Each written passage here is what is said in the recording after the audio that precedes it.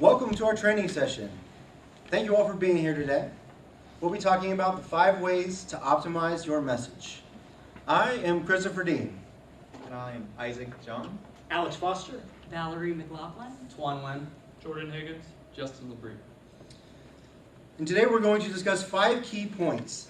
We'll share multiple video clips with you, and then we'll finish with a Q&A session. You'll walk away with a unique way to remember our presentation that will make it easier for you to apply to your own presentations. Prior to the invention of the telegraph, communication between Europe and the United States had to be delivered by ship. It took weeks for messages to cross the Atlantic Ocean. Samuel Morse grew up in New England and was interested in electricity from a young age. In 1832, while returning to America from Europe, he conceived the idea for an electric telegraph. He invented the first working single-wire telegraph in 1835, and by 1838, what we know today as Morse code had been created. Our title in this slide is written in Morse code. The pre-workings of Morse code were first used around 1836, and it was created to convey information over long and short distances more accurately, quickly, and efficiently. Almost 200 years later, it is still used today. It's used to communicate messages, and our topic today is how to optimize the effectiveness of your message. We've used the acronym Morse to help you remember our key points. M is for make your message memorable. We'll teach you how to hook the audience's attention, how to tell a story, and to end with emphasis. O is for organize your structure. We'll be talking about structuring your presentation in an engaging way, the direct and indirect approaches, putting your conclusions first, reinforcing your conclusions as you end, and selecting a structural pattern. R is for remind your audience. We'll be discussing the rule of 3, the serial positioning effect, and some reinforcement strategies to increase audience recall. S is for style your presentation. We'll give you an explanation of a medium for delivering a message, and we'll talk about selecting the right medium for the audience and knowing your audience. E is for engage the audience. We'll talk about selecting a supporting medium for a presentation, different ways to engage the audience, and layering your communication efforts. You may follow along on your handout if you like, and Valerie will start us off with the first letter M for make your message memorable.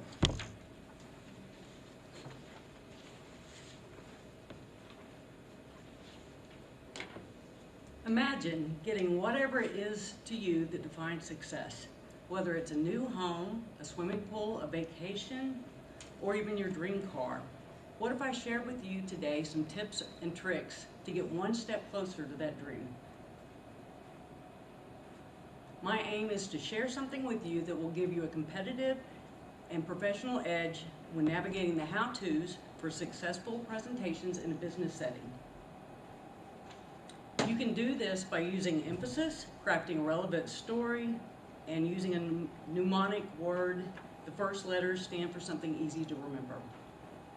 Our book, Guide to Presentations, 4th edition, chapters 1 through 3, by Lynn Russell and Mary Munter, uses AIM, audience, intent, and message as the foundation.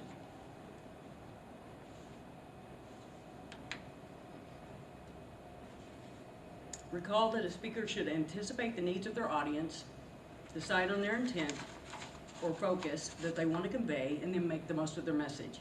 I want to start off by using a direct approach. You need to do these 3 things to make your content memorable. Number 1, grab their attention. Number 2, tell a story. Number 3, end with emphasis. According to G. Junard, 12 foolproof ways to start a speech, get people's attention, you need to use an attention grabber, like an interesting fact, a question, or a challenge. Then you need to have a story they can relate to. It needs to be emotional, inclusive, and tension-inducing. That's a tall order. Tonight we're going to look at various speakers and their styles to highlight a variety of ways to optimize your message and its effect. Our story starts with a pivotal figure in the civil rights movement. Born as Michael King Jr., his father was a minister that took the name Martin Luther in honor of the German Protestant religious leader. His father believed that segregation and racism were against God's laws. He raised his family not to be high-minded, and this left an indelible mark on his young son. As he grew up, Dr. MLK ministered and got involved for the fight for equality. King organized and harnessed the power of the churches across the country, and he was involved in many demonstrations and protests for civil rights. As a result of police violence at one of these gatherings where entire families were brutalized, Dr. MLK received widespread criticism from the leaders of the church. And he responded by saying, nonviolence, direct action seeks to create such a crisis and foster such a tension that a community which has continually refused to negotiate is forced to confront the issue. This brings us to the point in the story where MLK is speaking at a demonstration on the National Mall asking for peaceful change. Here's an example of Dr. Martin Luther King's call for unity. And justice, I have a dream. My 4 little children will one day live in a nation where they will not be judged by the color of their skin, but by the content of their character. I have a dream today.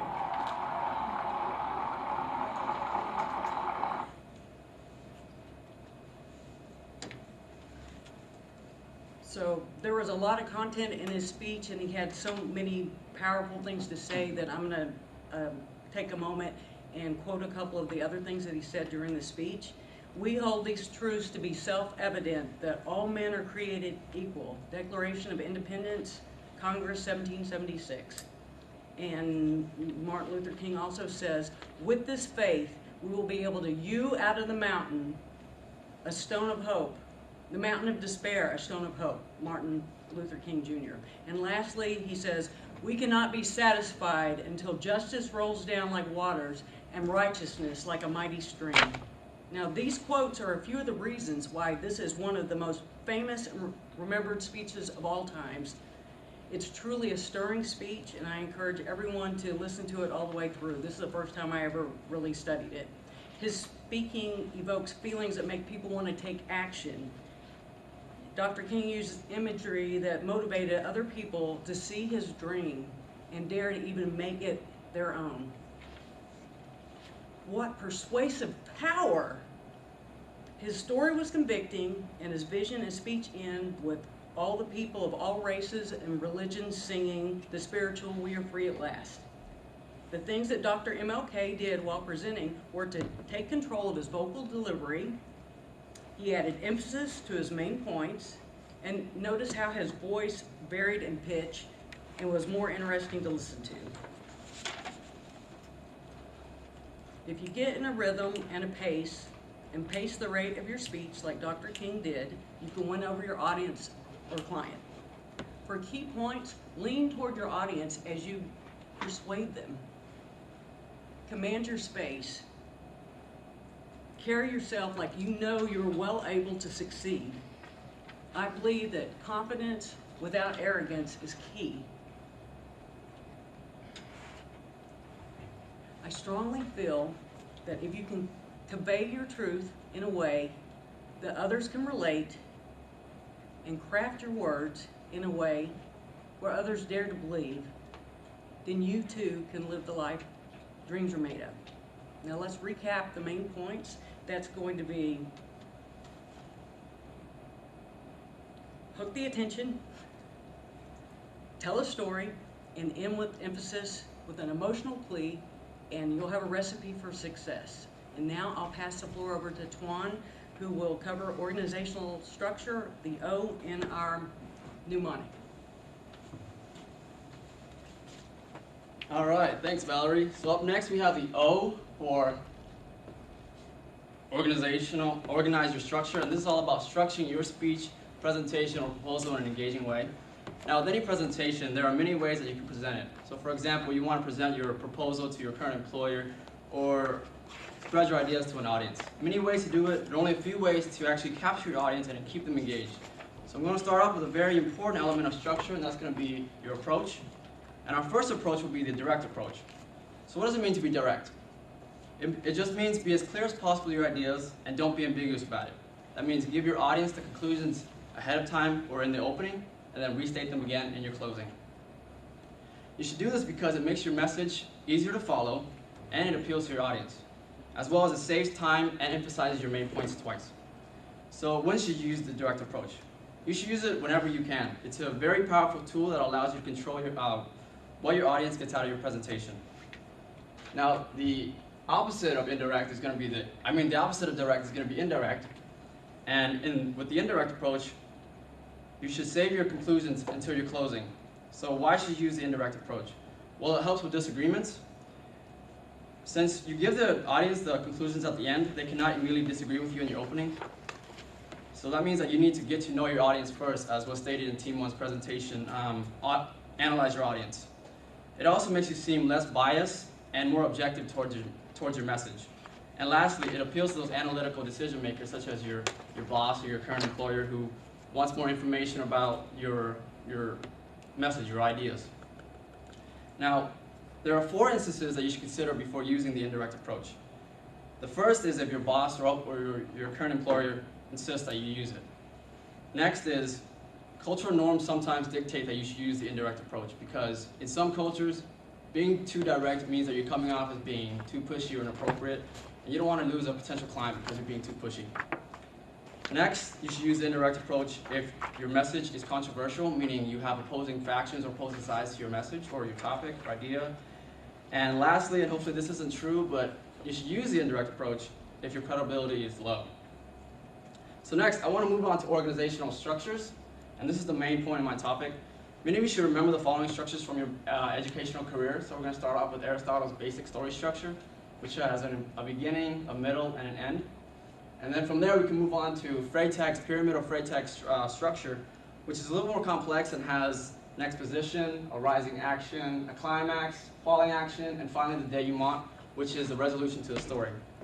And so we can derive from Freytag's structure or pyramid that it gives Aristotle's structure more depth. Now, before I move on to the next structure, and the real structure I want to show you guys tonight, I want to introduce you to an American writer, a speaker, and a CEO of her own presentation creating company. Her name is Nancy Duarte. She's written 3 books about giving effective presentations and was a speaker on a TED Talk video where she presented her research. There was a quote in the TED Talk video that really stuck with me when she said it. She said, "If you can communicate an idea in a way that really resonates, change can happen and you can change your world." So she starts off her presentation by showing us a lot of different story and structural elements. She then shows us what she found during, while researching many of her famous speeches, such as Steve Jobs' 2007 iPhone unveil and Martin Luther King's I Have a Dream speech. And here's her structure. So it's a little weird, but I think it really works. It goes back and forth between the what is and the what can be. But the main point is that it ends with the new bliss or the new norm, which is what the world will look like after your idea has been adopted. And so her structure can be overlaid with a lot of the famous speeches that we've heard in our lifetime. So let's take, for example, Martin Luther King's speech. He tells us about his what is, which is the status quo or what his current world currently looks like. And then he tells us about his dreams, and that's the what could be. And in that speech, you can really see the transitions back and forth between the what is and what can be. And now, I want to show you a video or a clip of Duarte's structure and how she explains it in more detail. And I want to walk you through it, because the greatest communicators of all time, I went through speeches, everything. Actually, I can overlay the shape. Even the Gettysburg Address follows the shape. So at the beginning of any presentation, you need to establish what is. You know, here's the status quo, here's what's going on. And then you need to compare that to what could be. Now you need to make that gap as big as possible, because there's the commonplace of the status quo, and you need to contrast that with the loftiness of your idea. So it's like, you know, here's the past, here's the present, but look at our future. Here's a problem, but look at that problem removed. Here's a roadblock, let's annihilate the roadblock. You need to really amplify that gap. This would be like the inciting incident in a movie. It's when suddenly the audience has to contend with what you just put out there, and they have to say, wow, do I want to agree with this and align with it or not? And then the rest of your presentation should support that. So the middle goes back and forth. It traverses between what is and what could be, what is and what could be. Because what you're trying to do is make the status quo and normal unappealing, and you're wanting to draw them towards what could be in the future with your idea adopted. Now, on your way to change the world, people are going to resist. They're not going to be excited. They may love the world the way it is, so you'll encounter resistance. That's why you have to move back and forth. It's similar to sailing. When you're sailing against the wind and there is wind resistance, you have to move your boat back and forth and back and forth. That's so you can capture the wind. You have to actually capture the resistance coming against you when you're sailing. Now, interesting, if you capture the wind just right and you set your sail just right, your ship will actually sail faster than the wind itself. It's a physics phenomenon. So by planting in there the way they're going to resist between what is and what can be, it's actually going to draw them towards your idea quicker than should you not do that. So after you've moved back and forth between what is and what could be, the last turning point is a call to action, which every presentation should have. But at the very end, you need to describe the world as a new bliss. This is utopia with my idea adopted. This is the way the world is going to look when we join together and we solve this big problem. So you need to use that as your ending in a very poetic and a dramatic way. And so as you can see from her explanation, her structure can break down the most complex presentation to its core. It can show all the transitions, pauses, and rhythm the presenter uses to keep the audience's attention. So to recap, if you want your audience to follow along and keep them engaged on your topic, choose the correct approach and structure your presentation accordingly. So now I want to hand off to our next speaker, Alex, who's going to talk to us about R for Remind the Audience. Thanks, Tuan. So yeah, my next section is on the letter R and how to help the audience better retain information. We'll be going over a couple of different ideas, including the serial position effect, the rule of three, and then a couple of other reinforcement strategies. So our first point today is on incorporating the rule of three into your presentation planning. This means to organize your speech or presentation into 3 distinct points and then emphasize these points. The rule of three is a powerful speech writing method that allows you to express concepts more completely, emphasize your points, and increase the memorability of your message. It's shown again and again throughout history and in our culture, in religion, politics, folklore, and pop culture. A couple of examples being stop, drop, and roll, a 3-part phrase that pops into anyone's head whenever they think of a fire. And also, in a broader sense, how pretty much any good movie is either a standalone film or part of a trilogy. So our former president and powerful speaker, Barack Obama, was also a firm believer in the rule of three. And I'm about to show you a couple of excerpts from his 2012 victory speech, where he breaks up his ideas into 3 points for emphasis. We have picked ourselves up. We have fought our way back. And we know in our hearts that for the United States of America, the best is yet to come. We believe in a generous America, in a compassionate America, in a tolerant America. I want to thank my friend and partner of the last 4 years, America's happy warrior, the best vice president anybody could ever hope for, Joe Biden. So yeah, Barack Obama. This speech is actually about 23 minutes long, and within the 23 minutes, he probably uses the rule of three like 20 to 25 times. You can see that it's a pretty important part of his speech writing strategy. And yeah, throughout his career, there are countless instances where he uses this strategy to drive home key points. So what the rule of three really boils down to is that it relates to the way that we humans process information. Over time, we become proficient at pattern recognition, and 3 is the smallest number of elements required to create a pattern. Humans also have a very limited working memory. Most of us can't remember large quantities of information without some rehearsal. Some of you may be familiar with the magical number 7 plus or minus 2 theory that states that humans can only have between 5 and 9 chunks of information in their working memory at any given time. But obviously it is a bit easier to try to remember less things rather than trying to max out your working memory. So what the rule of three is, it's a combination of pattern and brevity that results in a memorable message. It keeps things simple, organized, and maximizes the potential for retention. So our second point is on minding the serial positioning effect while organizing your presentation. I'm going to start off with an activity real quick. I'm about to show you a list of words on the screen. I'm going to give you 20 seconds to memorize them. So after the 20 seconds is up, there's a little space on the pamphlet where you can write down all the words that you can recall. And the order doesn't matter. but everyone put down their pencils and just write down all the words you can recall afterwards. So ready, set, and go.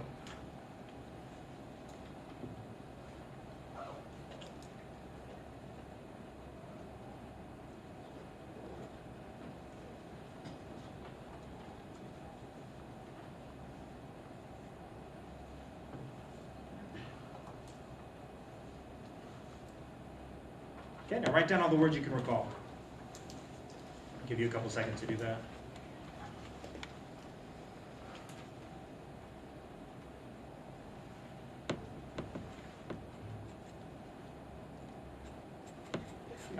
Hermann Ebbinghaus was a 19th century German psychologist, and he came up with the serial position effect.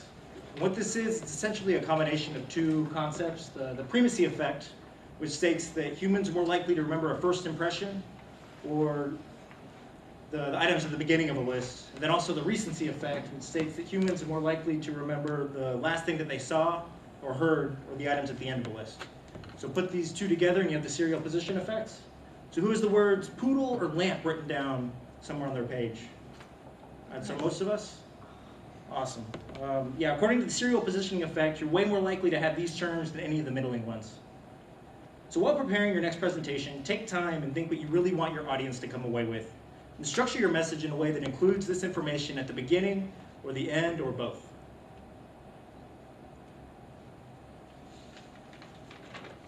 So finally, the third way to improve audience recall is by reinforcing the information that you want remembered. There are several ways to do this. One simple way is through repetition.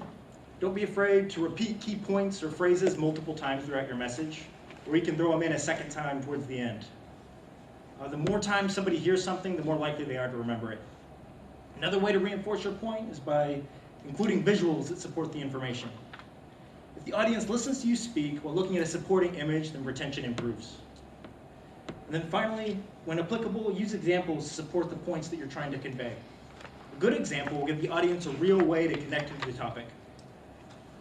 Examples turn abstract ideas concrete. And for a more complex topic, it doesn't hurt to use multiple examples to give the audience multiple ways to relate to the topic.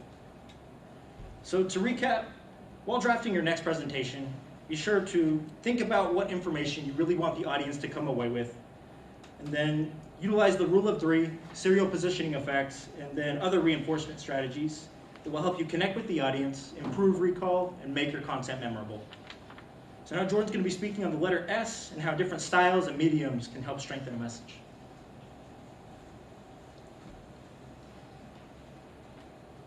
Thank you, Alex. So in some of our earliest communication classes, we learned about something called the medium. Can anyone remember or tell me what the medium is? Things that can affect how your message gets across. How your message gets across? Okay. That's pretty close. It's a key component to the communication process. It's really the means by which your message is received by your audience. As you can see from this visual representation of the communication process, you can see that the medium is taking an encoded message from the sender, and additionally you will see that feedback, it's a continuous loop because feedback is sent back from the receiver to the sender. In this particular setting that we're in right now, where I'm speaking to you all, I can't give much feedback necessarily, unless you guys look bored or falling asleep, not paying attention, things like that. The medium can take several forms, such as face-to-face, email, journals, and social media, just to name a few. It is critical as a communicator that you choose the medium that will be most impactful for your audience. The only way to do this, of course, is to analyze your audience. For instance, your medium would be quite different if you were talking to a group of children versus a group of business colleagues or professionals. We saw that group one, who had analyzing the audience as a discussion topic, chose to send out a survey prior to their presentation. One of the questions that was asked was, what have you liked most about other presentations? The feedback they received on that question, I'm sure, was very useful for them to determine the best medium in which to deliver their message to you. Once you've narrowed down some potential medium options for your audience, you then need to compare and contrast them in order to make the right choice. In some cases, old school writing can be a very powerful medium. Writing is the best medium to use when your message involves something very important or detailed. Writing allows you to edit and review before sending to ensure your message is delivered appropriately. Next, I will use an example of how using the correct medium and knowing the audience turned out to be very impactful and changed the world as we know it. Okay, can anyone tell me who Martin Luther is? Not Martin Luther King, but yes. He posted article 90 thesis, proving why the Protestant church was the valid church, and he was like a priest at the Catholic Church, and while studying there, he realized that the Catholic Church wasn't valid according to the Bible. Very good. She had that spot on, actually. I guess I don't need to talk anymore. No. For instance, I'm sorry. I started on. Okay. So he was a German priest in the 1500s. He dedicated his life to the Roman Catholic Church. At this time, the Roman Catholic Church in Europe was extremely powerful. They controlled basically the money, education, social services for a large part of Europe. While serving in the church, Luther noticed that leaders began to abuse their power on his followers. It was believed at that time that leaders of the church were the only ones allowed to interpret the Bible. So they began to kind of make their own rules. One such instance was when they imposed something called indulgences. They taught that followers essentially could buy their way into heaven by paying indulgences to the church. These indulgences could cost up to a half year's wage for some people. Martin believed this was incredibly wrong because he felt the Bible taught that only God had this type of authority, not the church. This prompted him to post the 95 Theses against indulgences on the door of a church. It was a series of propositions that challenged these ideals. He would later distribute pamphlets, posters, and eventually a translated version of the Bible from Latin to German. This meant that not just the powerful and wealthy, but all followers could make their own interpretations of the Bible. His work also coincided with the advent of the printing press, which meant his work spread throughout Europe at a rapid pace. It could be compared loosely to something going viral in today's social media. There were many protesters of the Roman Catholic Church prior to Luther. However, they did not have this kind of impact because they did not use the best medium. Standing on a street corner, speaking to small groups of people could not spread as easily and as quickly as printed writings. Luther really created his work with his audience's mind and looked at it from their perspective. The works of Luther eventually led to increased European literacy overall and shifted the economic and societal power structure held by the Roman Catholic Church. Next, I will pass it on to Isaac, who will cover E for engagement and speak to additional medium types. Thank you, Jordan. Now, team leaders, can you please get your phones out and place it in front of you? This will be for our interactive activity later on.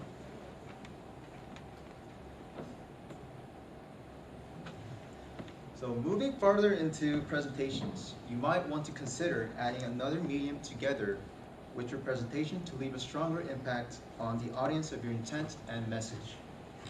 Involving the audience with a set of question analysis or group discussions may be more beneficial when presenting to obtain deeper understanding and different views.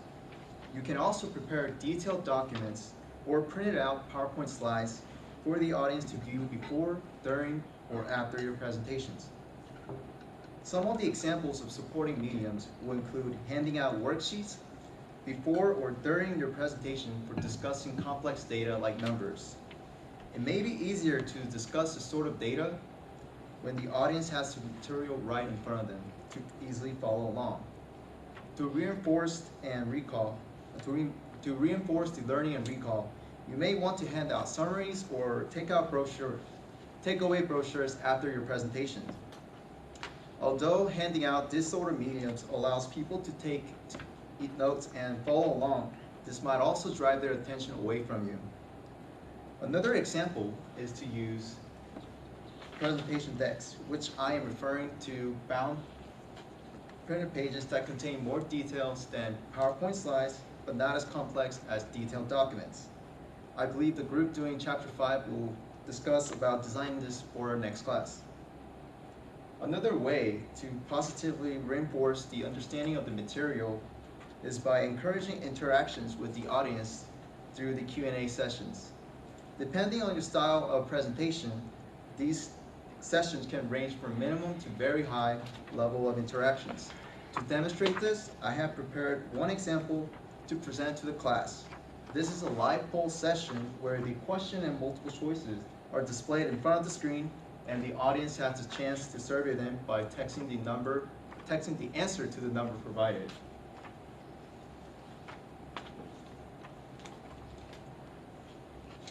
Okay, so the first question that we had is, what approach did you or will you use? You will have 30 seconds to answer this question, starting now.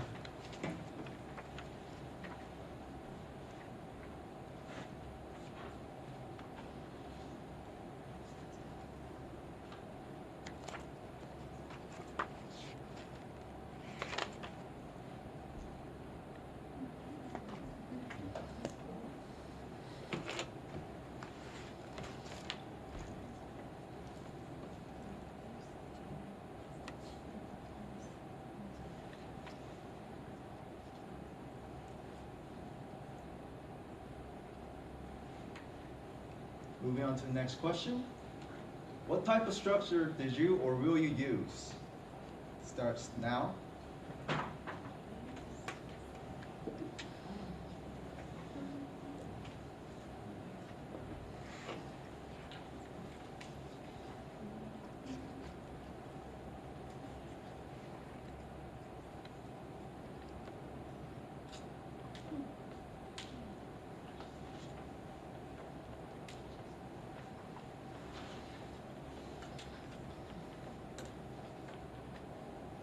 Moving on to the next question.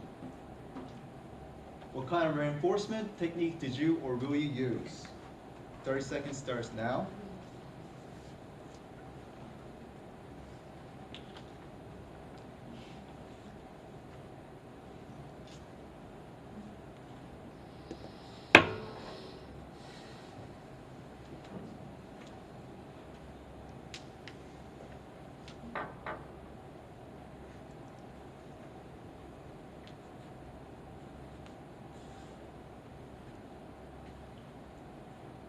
Moving on to the next question.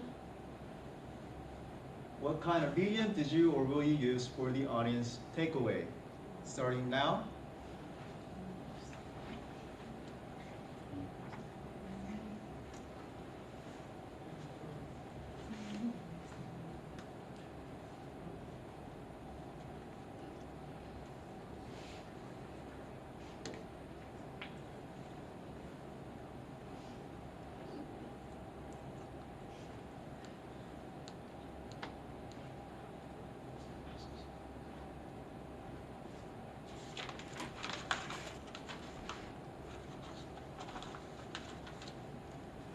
As you can see, this sort of interactive activity can be a powerful medium to use during your presentation to allow the audience to easily follow along and maximize interactions.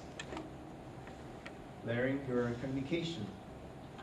So I want to clarify that your presentation may very well be in a larger chain of communication. When your objective is too complex or involves many steps, a single